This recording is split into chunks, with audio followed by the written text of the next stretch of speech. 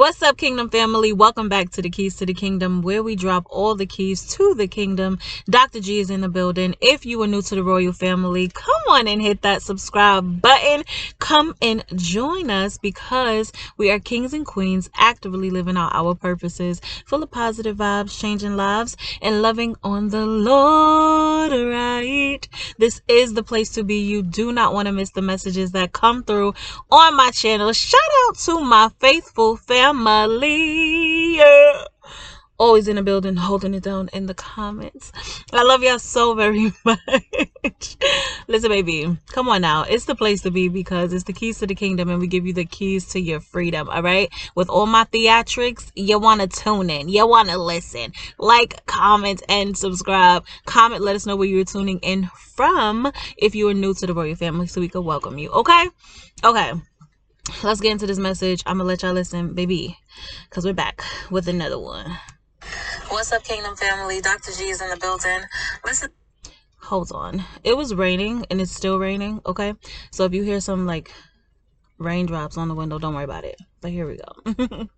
Listen to this, my loves, because I received a question on restoration and forgiveness, and I know I spoke on this briefly before, but I'm going to bring it back around just so people, maybe even newcomers, you will have a greater understanding on this. And so what God wants you to know is that there's always an action that has to take place before restoration. There will always be an action. It's like a prerequisite, okay? It's that course that you have to take before you get into your real courses that are for your major, right? And so if you think about your relationship with the Lord, right, how you and the Holy Spirit operate, typically he only abides in us if we do certain things. His presence will leave us if we do certain things. And in order to get back into his presence, or in order to get back into the grace, right, of the Lord, there's an action that needs to take place. And typically that's us confessing. Typically that's us repenting. Typically that's us following his commands. That's us being obedient to what he's asking us to do, okay? And us asking for forgiveness, and then us having our minds renewed so that there can be a deeply rooted transformation where we don't ever want to cross that line with that person again, okay? And so if you base your earthly relationships on the foundation that you have with your Father, your spiritual, your heavenly relationship, it will be a good baseline for you. It will help you to navigate those situations better, because you will understand that forgiveness does not always mean restoration. Forgiveness does not always mean restoration. And there's always an action that needs to take place if people want to be restored back and reconnected to you. All right. And so the scriptures that we can refer to really quickly is 1 John chapter 1, 5-9. And it reads, it's titled Living in the Light. Okay, it says, this is the message he has given us to announce to you.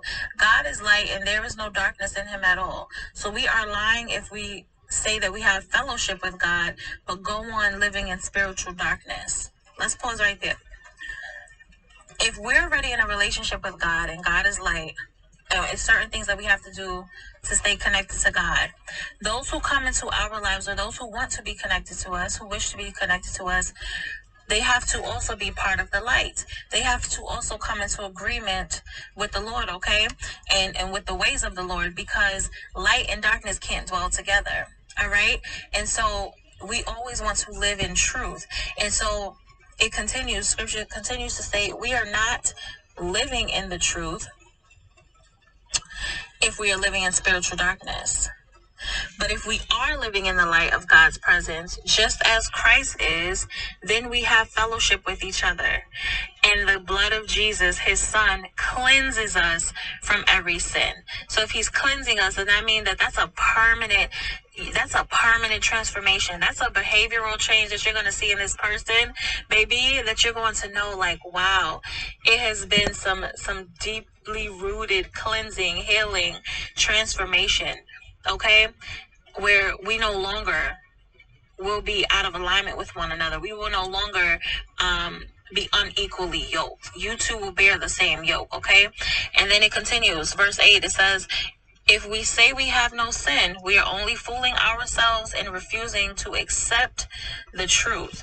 And so that part, my loves, that's back to that action that needs to happen before restoration. People have to acknowledge what they have done. People have to come and speak truth.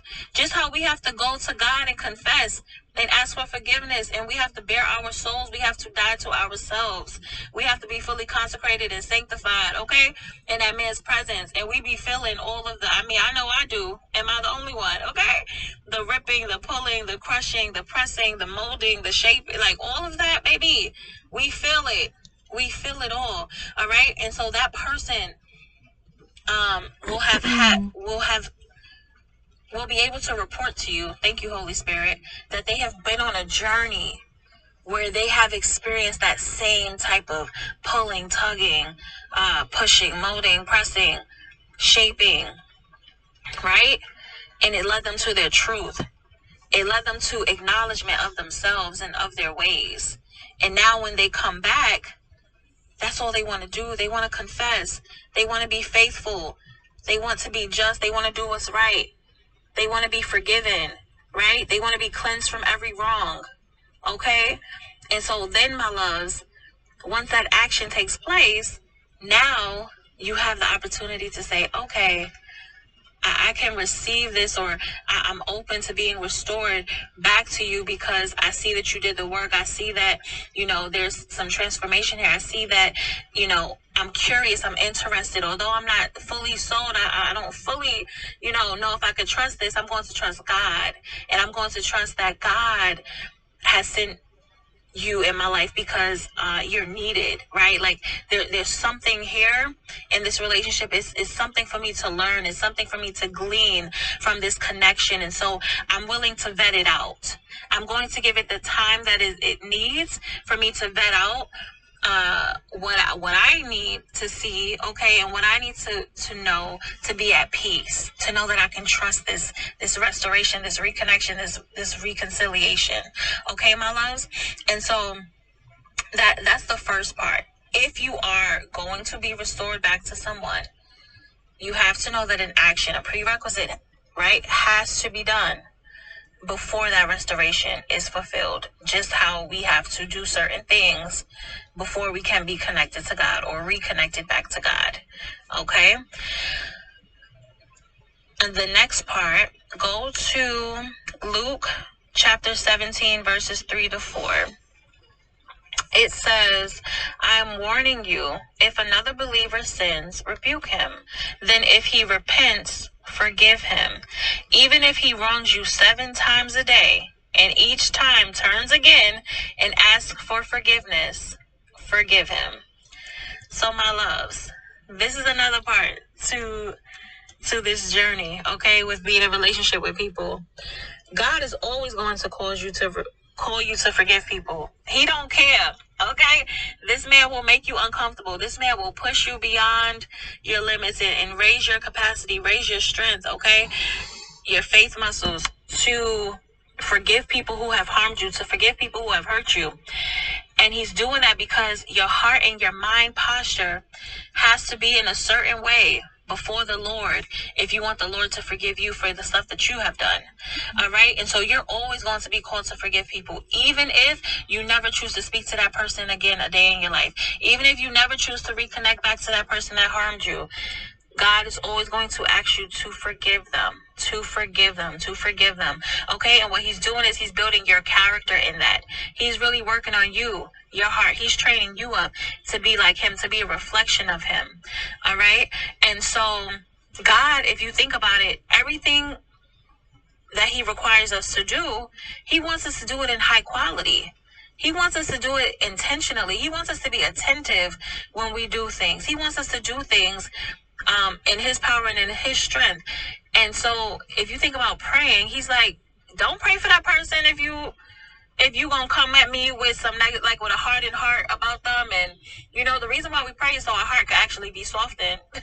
Even if we do initially come in with a hardened heart, it's so our heart can be softened. But don't come pray to me if you have bitterness in your heart, if you have anger in your heart, if you have just still a hardened heart. No, don't even pray for that person. Keep your prayers to yourself, because it's going to fall on the ground, right? Or don't even give. Don't give nothing. Don't sow. Don't tithe. Don't give no gifts, gift offerings. If your heart is not in the right place, if you can't be a cheerful giver, if you can't be a generous giver, then keep your money, keep your wisdom, keep your counsel to yourself, keep your resources to yourself. Okay? Because it's a standard, it's a process, it's a protocol, it's an action. It's a way that we have to present ourselves, right? If we want to be connected, and if we want to be a reflection of the Lord, if we want to be restored back to people, if we want to stay restored to God, there's something, it's a quality, it's a characteristic, my loves, that it has to happen, okay? And it has to happen in the right way. So allow that to minister to your spirit. We are always going to be called to forgive, whether we want to be restored back to people or not. However, if you are going to be restored back to people, then trust that there's going to be an action that takes place before God allows that restoration to occur. Okay, so never feel obligated to be in people's lives just because of a title. Oh, that's my mom, that's my dad, that's my spouse, that's my sister, brother, uncle, cousin, aunt, whatever. No.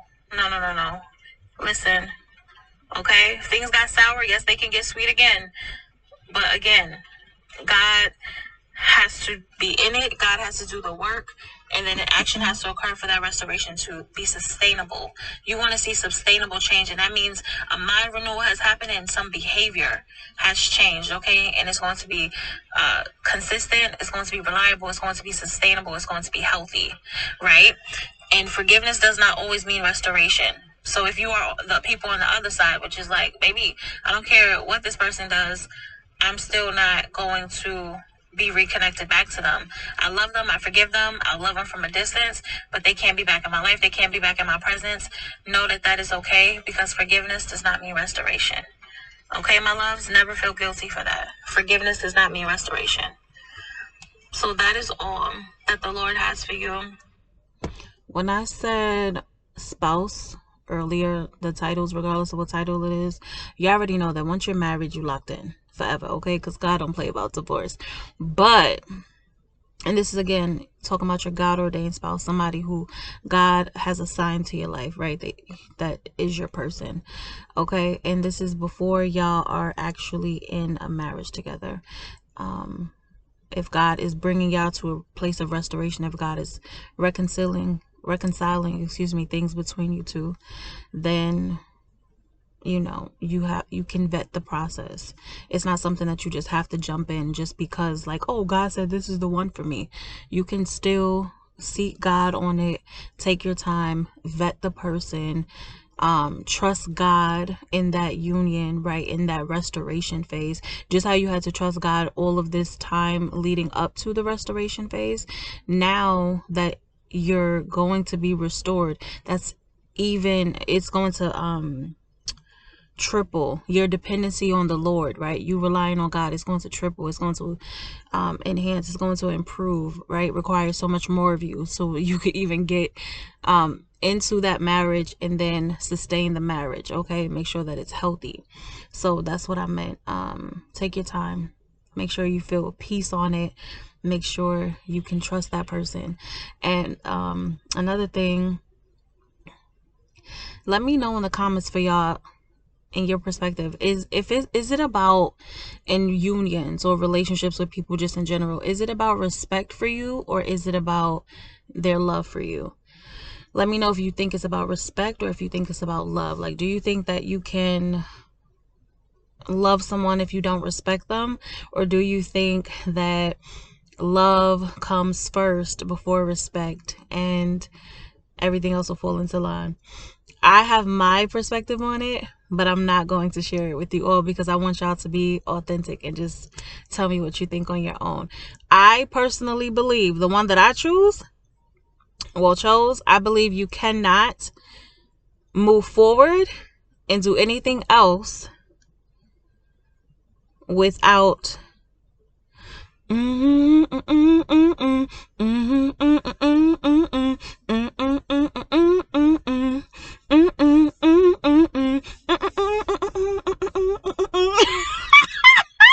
That's all of us. I'm not saying nothing, but I might have hummed it for you. But if you don't know the song, it's okay. Okay, because you ain't gonna know what I was saying. But yes, baby, we can't do nothing without that. Because if I know that that's there, that's solidified, everything else can come. You'll be more intentional about how you treat a sister, okay? How you treat the queen, how you show up for the queen, okay? Praise the Lord. Hallelujah, hallelujah. All right, let me end this because I'm so sleepy. The rain makes a girl sleep. I'm ready to go to bed. Okay, baby. Come on now. Let's get up out of here. And that is all that the Lord has for you. And I pray that that answers the young lady's question about navigating, unforgiveness and earthly relationships. Just base it on the one that you have with your Heavenly Father. Base your earthly relationships on your spiritual relationships. And if you don't have that tight, close-knitted spiritual connection right now with God, keep being intentional about working on that. Because once you strengthen that relationship, it will help you function so much better in every other relationship that you enter into in this earthly realm. Okay? Alrighty, my loves. Dr. G is out. I love y'all so very much. Be blessed. Do not forget to be a blessing. Make sure you like, comment, and subscribe. Okay? Go visit infinitelyhealed.com to shop up Empowered by Love. The Royal Army collection is out. Have a blast there. And I will see y'all in the next video. May the Lord Jesus Christ, grace, peace, and prosperity be with you all. I be doing this to get a good thumbnail, and this is never the thumbnail. They always choose something else. Pray for me.